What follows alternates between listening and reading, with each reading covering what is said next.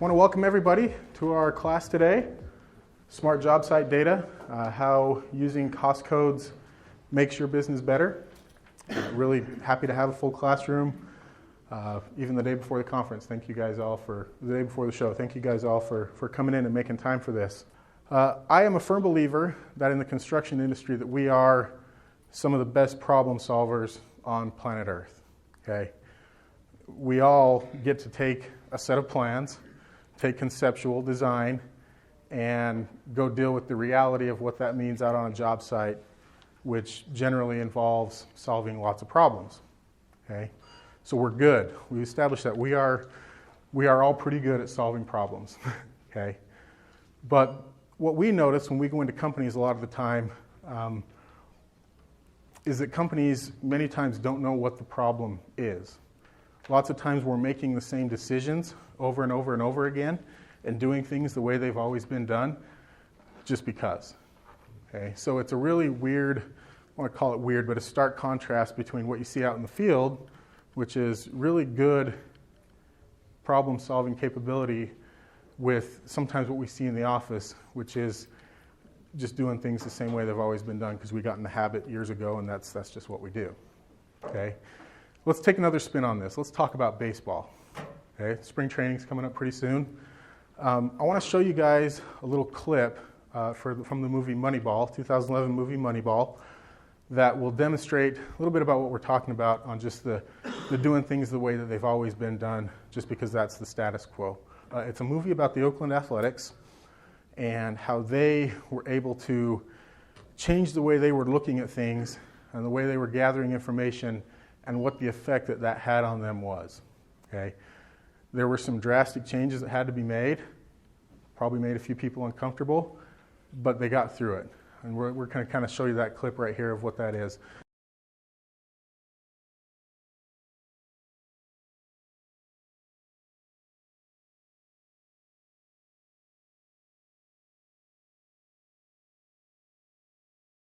When you guys wrap up a job and your estimator says, I'm going to make this much, and the project manager says, well, we made this much, or maybe we lost some money, isn't that what happens at the table after the project? We're trying to figure out, where did all the money go? What happened to it? And then we're just scrambling, and we're trying to do the math and say, well, where was it lost? Where was it lost? And we don't know. And we ask the people, where was it lost? But we don't have any information. There's nobody to tell us where the money was lost. There's no information to tell us where the money was lost. So we want to somehow recover that before the next project. So what's the problem? What's the real problem? Okay. 120 years ago, there was a transition in the construction industry. Okay. If anybody were to go dig a 2,000-foot long footing today, would you use a shovel?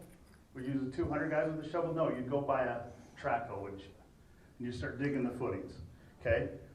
We can apply the same thing to concrete. I mean, everybody here knows you wouldn't pour 200 yards of concrete out of a wheelbarrow, right?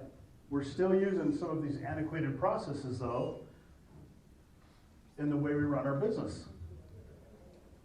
Okay? Technology today is the king. Data is the king. What are we doing with that data? Let me give you an idea of what's happening in other parts of the world and other industries.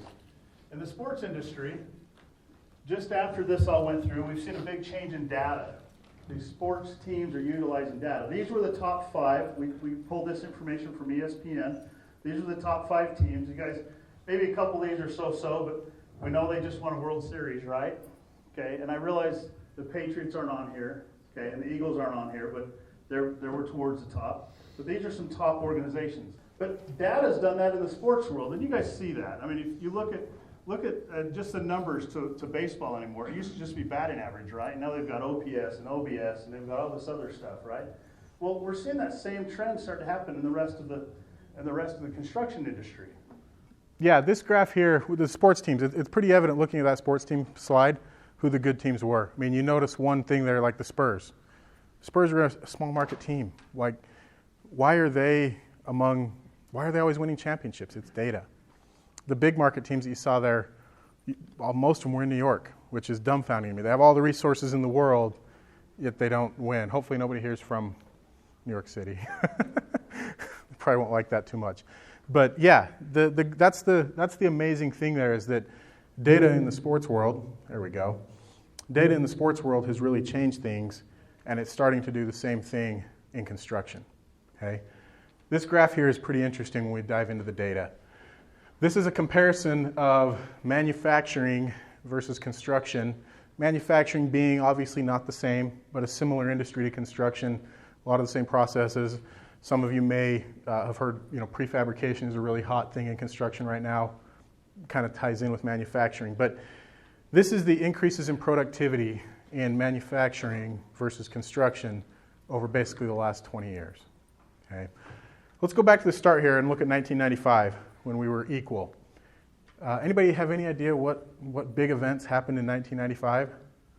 1995 was the launch of Windows 95. Okay? Windows 95, for those of you too young to remember, was a pretty revolutionary operating system. It was a tipping point in personal computing. It was a very, very, very extremely popular operating system. Really, it was the start of big data. Okay? It was the tipping point for when it was accessible to everybody. And by this graph here, we can see what one industry did with the data and what one industry is still struggling to do. Now, obviously, there's a bunch of reasons why, but you'll notice that manufacturing has had a 70% increase in productivity. And what's interesting to me looking at this graph, it's not even so much that construction is kind of flatlined. I mean, we've had some increases, but what's amazing to me is that we went down. Between 1995 and 2000, we were less productive as an industry than we were 5 years earlier, with more resources at our disposal. Okay? So what this means for us is that, take a second and think about what a 70% increase in productivity would mean on your job sites. No, I'm not saying a schedule is going to be cut down by a full 70%, but even if it were 30, 40, 50%, things were done 30 or 40 or 50% faster, what would that mean? We all know that in the industry we're pushed right now, get it faster, get it done cheaper, okay? But in manufacturing, they actually went and did that.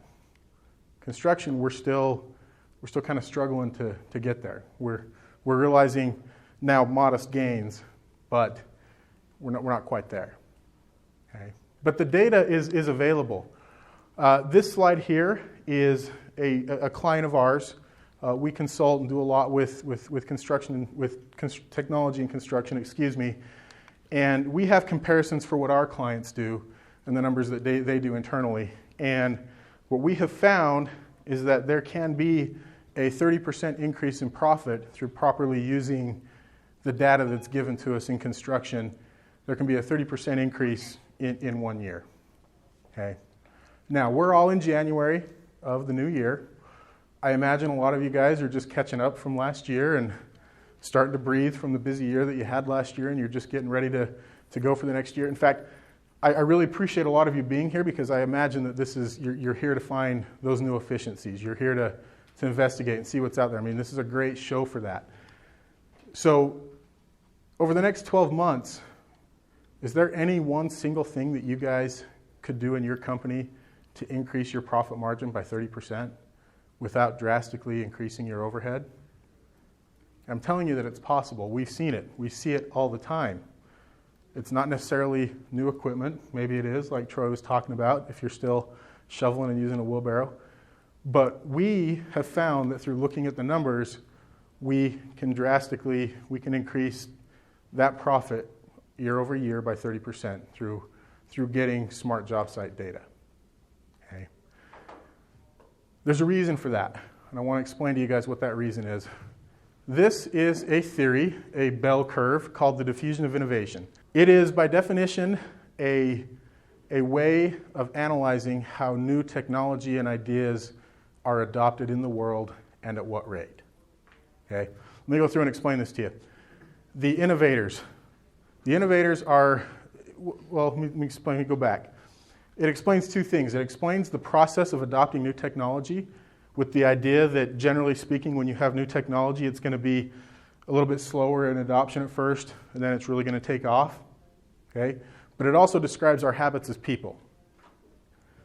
The early innovators, the innovators that you see there, those are the people that when they saw the iPhone 10 years ago, just lights went off. They're the people that camp out at the stores when there's a new phone released.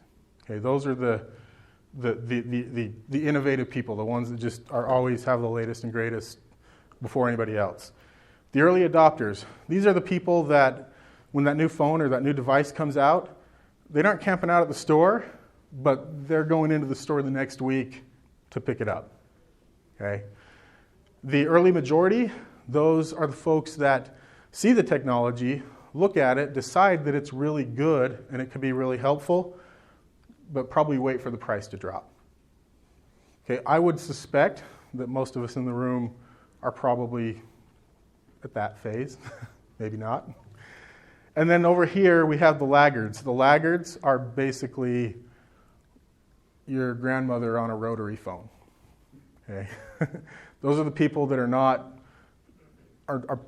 going to adopt until they, I don't know. But they're that old school superintendent on your job site. Hopefully that's none of you in here because it's not meant to be that way. But that's going to pull that flip phone out of their cold dead hands. Okay, if they've even got a flip phone, maybe they still have a pager. I hope not.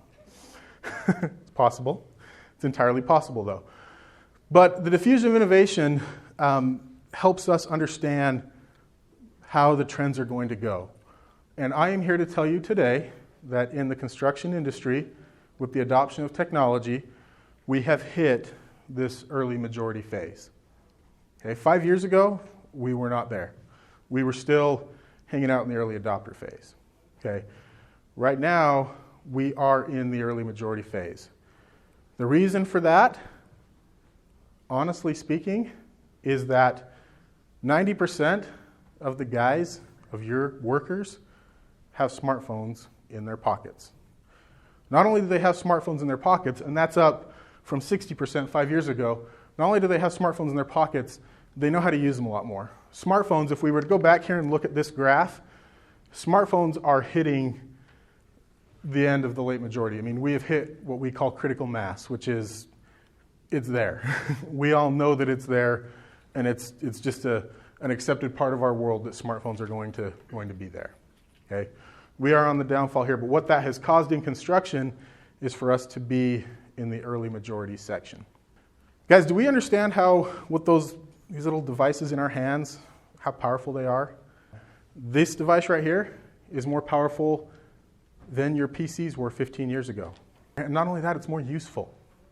And what it means for all of you is that we need to get on board. We need to not be afraid of it.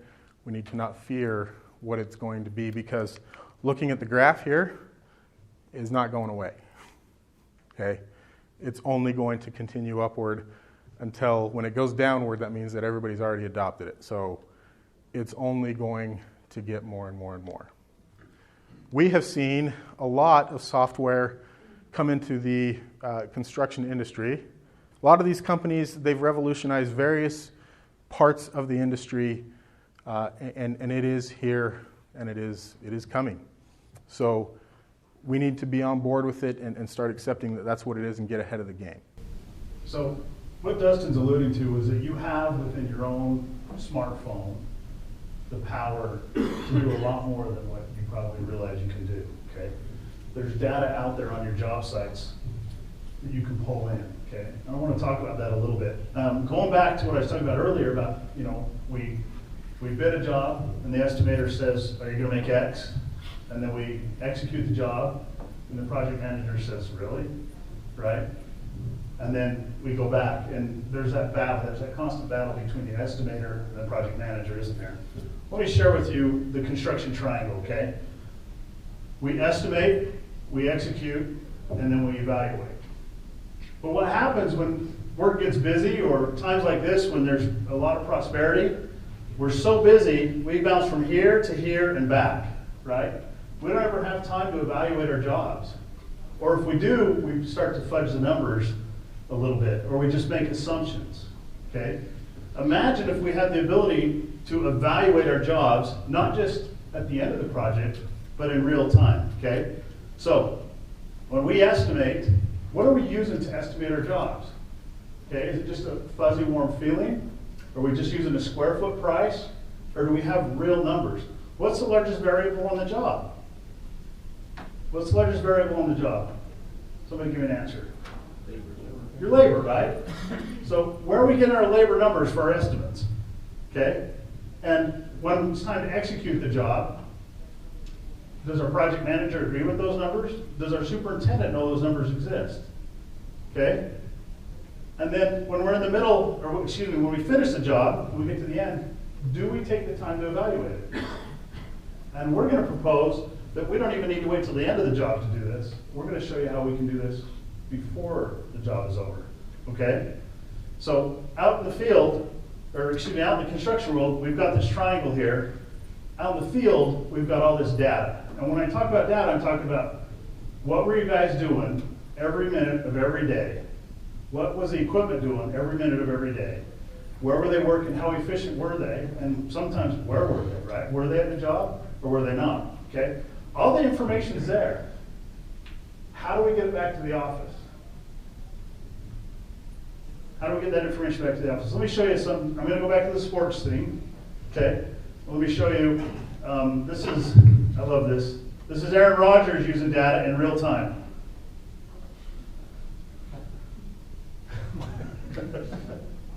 Okay. Now, how many of you feel like that when you get to the end of a job? You're like, I should have been able to buy a new boat. And I've got to settle for this little raft. Huh? Okay? That's real stuff. That's really happening on the job. Now, let's talk about what's going on with Aaron Rodgers there for 1 second, because it's actually kind of revolutionary. How many of you guys have noticed these tablets on the sidelines in the NFL games? What is it they're doing? So somebody tell me what it is he's doing there. Why is he so mad?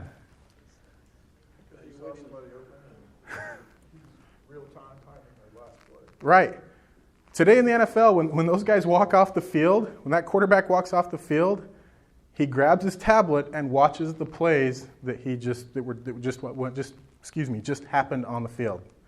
Okay? And then he's able to look at the data and get better before he goes out there again. And in this case, of course, he was not very happy with the data that he saw, but the fact of the matter is that he can do it.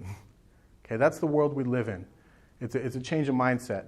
And we also have that same technology available to us today. Okay? The smart job site data collection of that and the organization of that, it is there. As Troy was alluding to, imagine if we could know where our guys are, where they're spending money, where it's all at, and not only that, but get it back to the office right now. Okay? Get it back in real time and link it all together. I'm here to tell you that it's possible. Okay? The technology exists to organize all that data and measure your job costs at minimum daily. Okay? Going back to the construction triangle that Troy was talking about, that evaluation process, so many times we look at it and think that it has to be done either at the end of the job or your monthly review meetings, whatever. With this in the palm of your hand, you don't have to do that. It's there when you need it. It's there all the time. But part of it is the part of getting the data is making sure that you have the right tool. Okay? And when we start looking at smartphones, you saw us a couple slides ago, a smartphone next to a bunch of tools. We have to start looking at that device just like we do a hammer or a pair of pliers or whatever it is that's the simplest tool in our belt, because that's what it's meant to be. Okay? Luckily for us, so we've established that data is important. We need to get the data. Troy talked about that with the getting it from the field. The more information that we can get from the guys in the field, the better we can evaluate. The better information, the more information our estimators can get. Okay? Luckily for us, I'm here to tell you that in construction, we already have a built-in system of gathering data. Right? That is the CSI master format. Okay? Now, just by raise of hand, how many of you in here are familiar with master format? It's okay if you're not, 100%. A lot of you probably are operating within CSI master format and just know it by something else. Sometimes it's just names, it's excavation, whatever. But these 16 divisions, construction already established in 1948 with these divisions that we had a way of gathering data. The problem is that we have not been very effective at gathering that data. And there's a good reason, right? We're busy. We're building buildings. We're not there analyzing data. But I'm here to tell you that the ability to do that in real time is here. Okay? So our guy Mike, let's talk about his day for a few minutes. He starts off his day over at this apartment job, building a retaining wall. Okay? Goes on break, goes to lunch, comes back and starts digging footings. Okay? There's a lot of data associated with that, isn't there? There's a difference between a retaining wall, lunch, and a footing. Those are all different cost codes. Okay?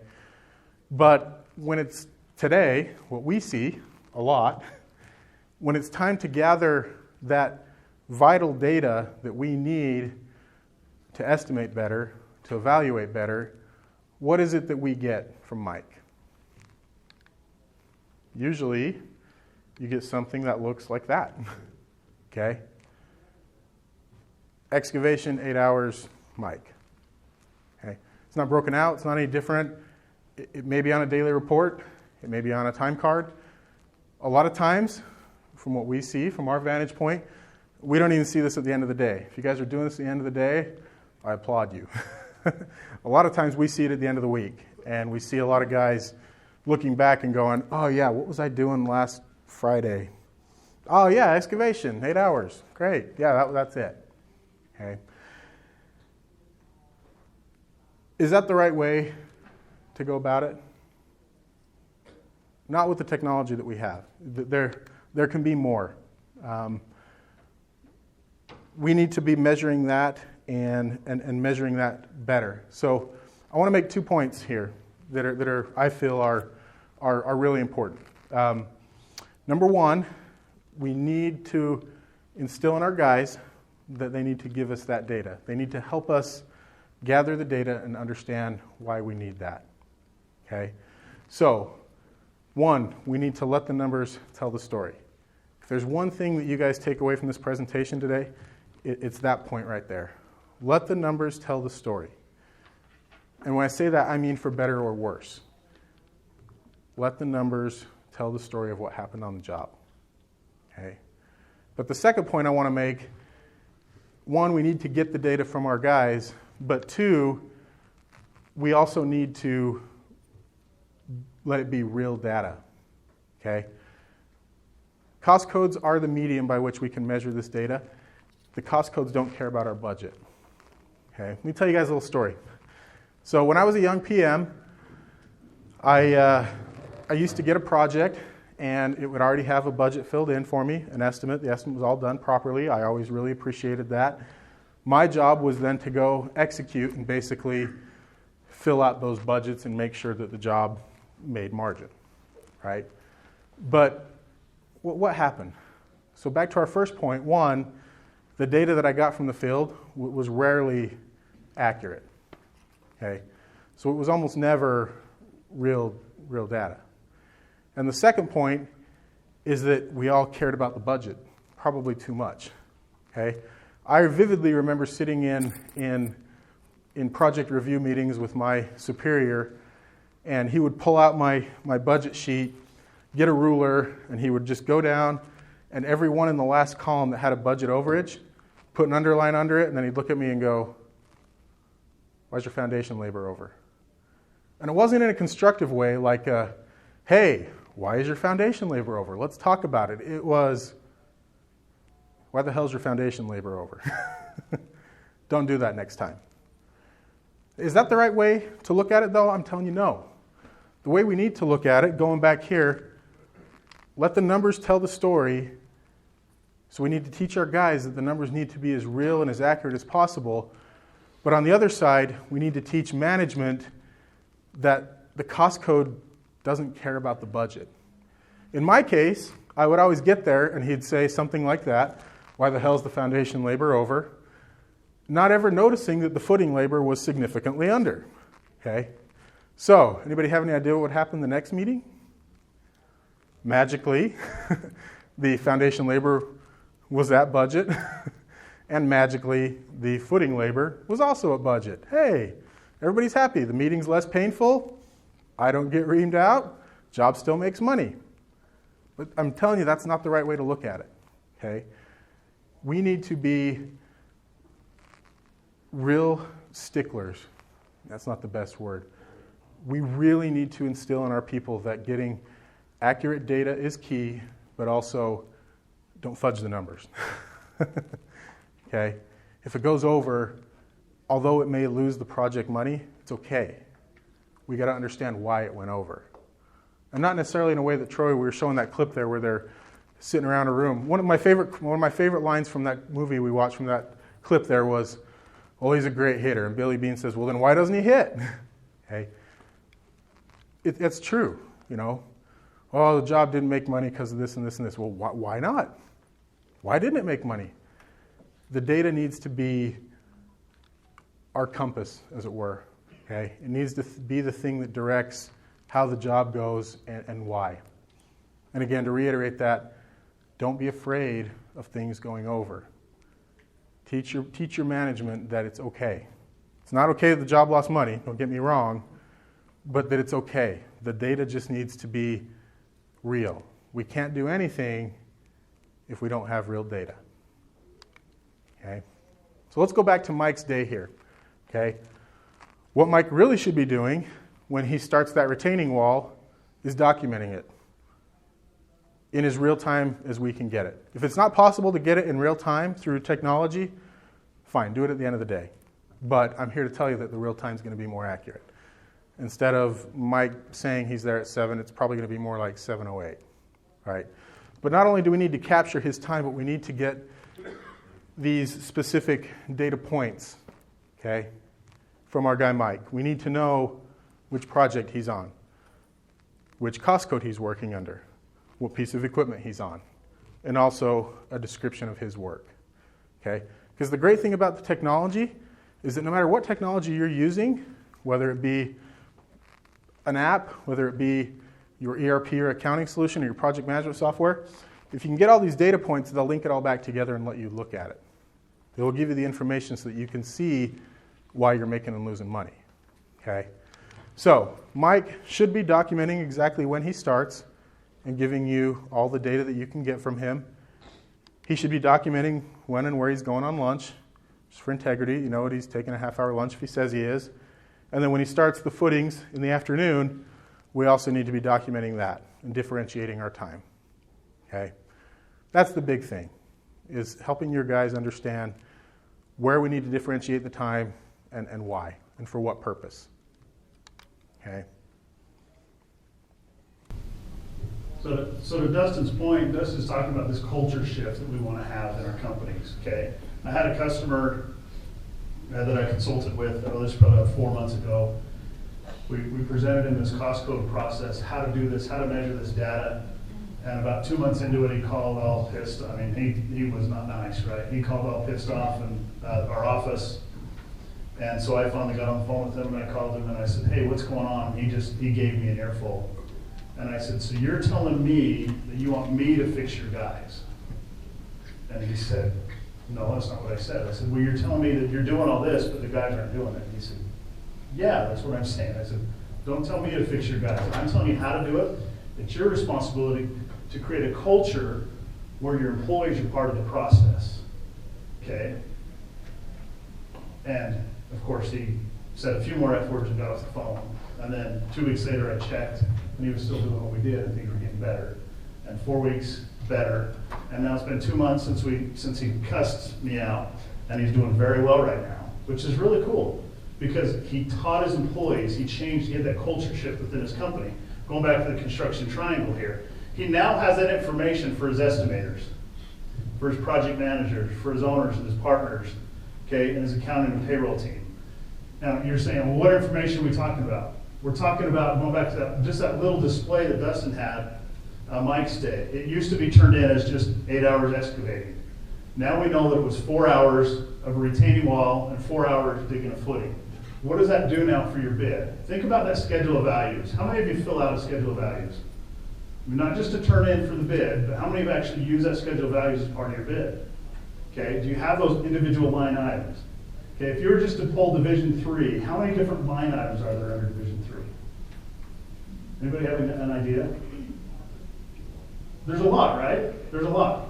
And certainly you're not going to have every one of them on every job, but if you had a line item for every single one, and I'm not telling you, we're going to talk about getting too much data, but if you were able to get that, measure that information so you knew, okay, how much time am I spending pouring, forming, and maybe tie and rebar. And I'm not saying, well, if I'm going to tie, form, and pour all in a 2-hour period to change and track all that. We're not saying that. We're just saying maybe 1 or 2 or 3 times a day, tracking that information.